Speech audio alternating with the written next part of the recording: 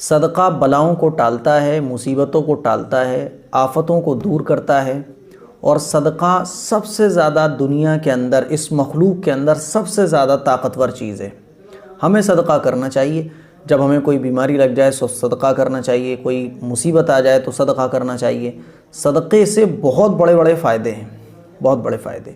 صدقہ کیسے دینا چاہیے، اس سلسلے میں بھی ہمارے یہاں بہت ساری غلط باتیں مشہور ہیں۔ جیسا کہ مجھ سے لوگ پوچھتے ہیں کہ مفتی صاحب صدقہ کیسے دینا چاہیے؟ جس کی طرف سے صدقہ دے رہے ہیں اس کے اوپر سے اتار کے دینا چاہیے، یا اس کو لٹا کے اس کے اوپر سے اتارنا چاہیے، یا اس کے سر کے اوپر گھمانا چاہیے؟ کیا کرنا چاہیے؟ اگر ہم کوئی جانور کا گوشت صدقہ کرنا چاہتے ہیں تو کیا اس کا خون جس کی طرف سے دیا جا رہا ہے اس کے لگا دینا چاہیے؟ تمام طرح کی باتیں ہمارے یہاں مشہور ہیں۔ یہی چیز میں آج آپ کے سامنے کلیئر کرنے چاہ رہا ہوں۔ صدقہ اس کائنات کی سب سے زیادہ طاقتور چیز ہے۔ حدیث شریف میں آتا ہے کہ اللہ رب العزت نے جب اس دنیا کو بنایا، تو اس زمین کو بنایا تو یہ زمین ہلنے لگی، جنبش کرنے لگی۔ تو اللہ تعالیٰ نے اس زمین کی حرکت کو، اس زمین کے ہلنے کو بند کرنے کے لیے اس کے اوپر پہاڑ کو بنا دیا۔ تو فرشتوں نے جب پہاڑ دیکھے تو فرشتوں کو تعجب ہوا۔ فرشتوں نے تعجب میں پوچھا، اے رب ذوالجلال، کہ اتنی طاقتور چیز پہاڑ، کیا اس سے بھی زیادہ طاقتور چیز کوئی اس دنیا کے اندر ہے، اس کائنات کے اندر ہے؟ تو اللہ نے کہا کہ ہاں، لوہا جو ہے وہ ان پہاڑوں سے بھی زیادہ طاقتور ہے، کیونکہ لوہے کے ذریعے بڑے بڑے پہاڑ بھی توڑے جا سکتے ہیں۔ تو فرشتوں کو پھر تعجب ہوا، فرشتوں نے پوچھا، اے رب ذوالجلال، کیا اس لوہے سے بھی زیادہ طاقتور کوئی چیز ہے؟ اللہ نے کہا کہ ہاں، آگ۔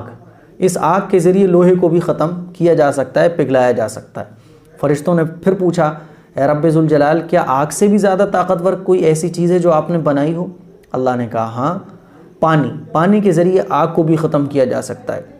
فرشتوں نے پھر پوچھا، اے رب ذوالجلال، پانی سے بھی زیادہ کوئی طاقتور چیز؟ اللہ نے کہا ہاں، ہوا ہے، کہ ہوا کے ذریعے پانی سوکھ جاتا ہے۔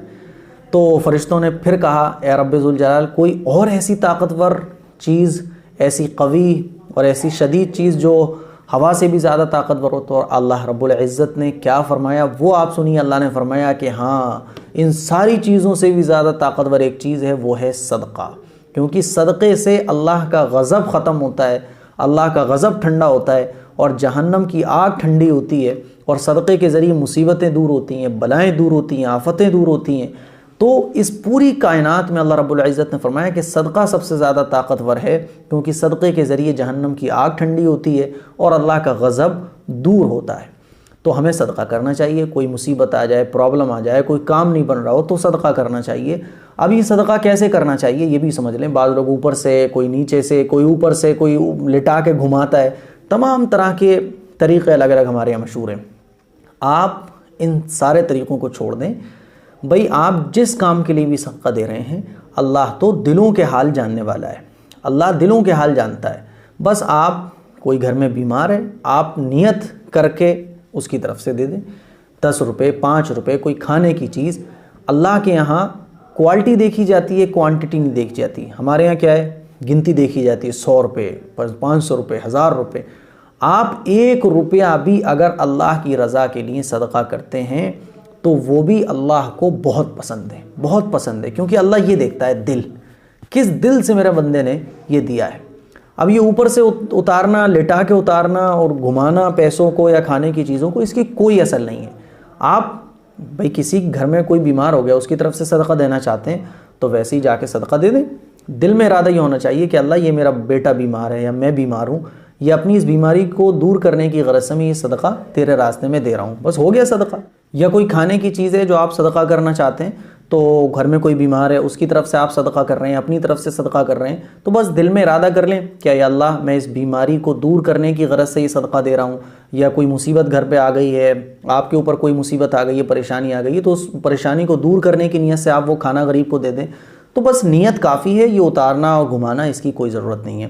آپ صدقے میں پیسے بھی دے سکتے ہیں، کوئی کپڑا بھی دے سکتے ہیں، کوئی کھانے کی چیز بھی دے سکتے ہیں، کچھ بھی دے سکتے ہیں، اور کتنا بھی صدقہ دے سکتے ہیں۔ تو یہ صدقہ دینے کا طریقہ ہے۔ اور جو معاشرے میں طرح طرح کے طریقے مشہور ہیں، گھما کے اور یہ آڑا ترچھا کر کے، اس کی کوئی اصل نہیں ہے، ٹھیک ہے۔ صدقہ دینے میں اس بات کا خیال رکھا جائے کہ جیسے حدیث شریف میں آتا ہے کہ سیدھے ہاتھ سے صدقہ دیا جائے تو الٹے ہاتھ کو بھی خبر نہ ہو، ایسا صدقہ اللہ کو پسند ہے۔ صدقہ دیں تو خاموشی کے ساتھ دیں، کسی غریب کی مدد کریں تو خاموشی کے ساتھ مدد کر دیں، یہ اللہ کو بہت پسند ہے۔ تو یہ تھا صدقہ دینے کا طریقہ اور صدقے کے فائدے۔ اس کلپ کو شیئر ضرور کریں تاکہ ہر مسلمان کو صدقہ دینے کا طریقہ پتہ چل سکے۔ وآخر دعوانا الحمدللہ رب العالمین۔